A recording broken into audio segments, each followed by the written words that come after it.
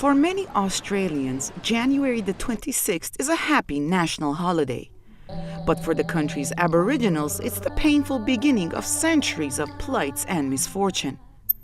The story goes back to 1788 when Captain Arthur Phillip, the commander of the first fleet of 11 British ships, landed in Sydney and raised the flag of Great Britain there. The arrival signaled the birth of a colony that would later be known as Australia. And of course, Aboriginal people have a culture that goes back several hundred, several thousands of years beyond the creation of the Australian state.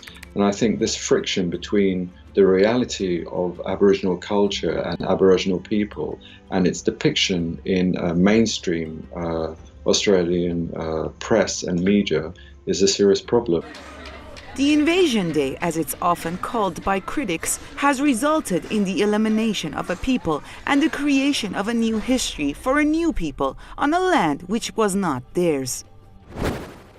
There's a move at the moment to call it Invasion Day. We are 230 years since the invasion of Australia by white settlers. 230 years where we've seen the genocide, really, of the Aboriginal people.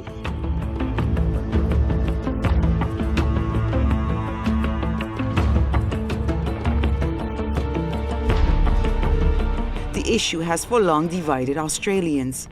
The day was officially adopted as the unified public holiday for all of Australia's states and territories in 1994. But its adoption was not without controversy. In 1988, 40,000 people marched in Sydney to protest the day. A historic protest was also staged in the Sydney celebrations in 1938. Back then, 100 Aboriginal people set up a conference to protest the day of mourning. Today we want to create awareness that Aboriginal people are still here, we're still strong. We see alternatives to this date. It is mixed feelings. Personally. Over the years, various dates have been proposed to replace the Australia Day, but the central government has resisted calls for a change.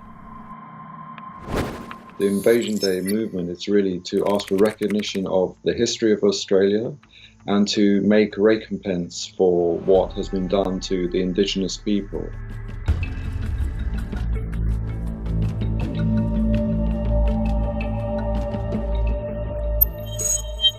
Australia's Aboriginals are among the most disadvantaged people in the country.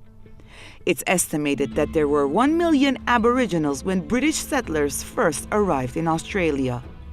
But today, they make up 3% of Australia's 24 million population. There are less Aboriginals in Australia now than there were 230 years ago, according to statistics. And this is as a result of the treatment of Aboriginals, of the racism of Australian society. Early in 2017, a UN report criticized Australia for growing Indigenous incarcerations and blamed the country's wrong child protection policies for the rising rates of detentions of Aboriginal kids. It's only 50 years since the recognition of Aboriginals as human beings. Until 50 years ago, they were not even recognized as having citizenship in their own country by the majority of Australians. They are among the most ostracized and disadvantaged groups in Australia. They have disproportionately high rates of severe physical disability and suffer from high rates of heart disease and tend to have nutritionally poor diets. And we know, for example, that you are more likely to die in prison or at the hands of the police if you are Aboriginal. There have been several documented cases of Aboriginal people dying in police and prison custody. According to studies, they have shorter life expectancies, generally leave school earlier, and experience high unemployment rates. A disgraceful situation for the true owners of a prosperous land.